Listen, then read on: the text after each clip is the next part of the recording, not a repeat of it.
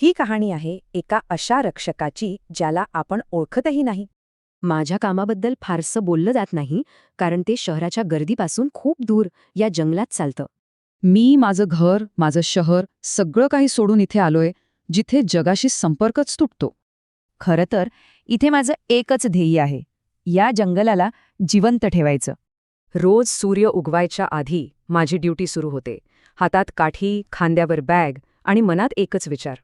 तो विचार म्हणजे आज काही झालं तरी हे जंगल सुरक्षित राहिलं पाहिजे. त्यासाठी मी रोज या घनदाट जंगलातून जवळपास 10 ते 15 किलोमीटर चालतो.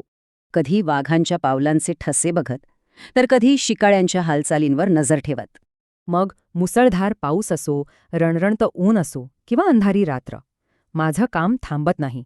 कारण हे जंगल फक्त माझी ड्युटी नाही, हे माझं घर आहे. आणि जेव्हा जंगलात वणवा पेटतो तेव्हा आम्ही स्वतःच्या जीवाची पर्वा न करता त्यात उडी घेतो.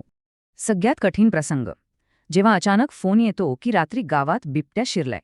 एका बाजूला घाबरलेले संतप्त गावकरी आणि दुसऱ्या बाजूला तो बिचारा वाट चुकलेला प्राणी. लोकांची एकच मागणी असते, एक त्याला पकडा नाहीतर ठार मारा.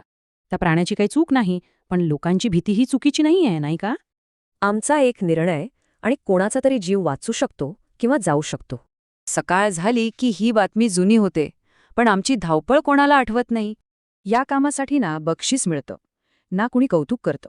मिळतं ते फक्त एक समाधान. आता ड्रोन, कॅमेरा असं तंत्रज्ञान आलंय, पण जंगल वाचवण्याची लढाई तीच आहे. मग प्रश्न उरतो की मी हे सगळं का करतो? कारण हे जंगल म्हणजे फक्त झाडं नाहीत, ह्याच जंगलामुळे आपण श्वास घेतो.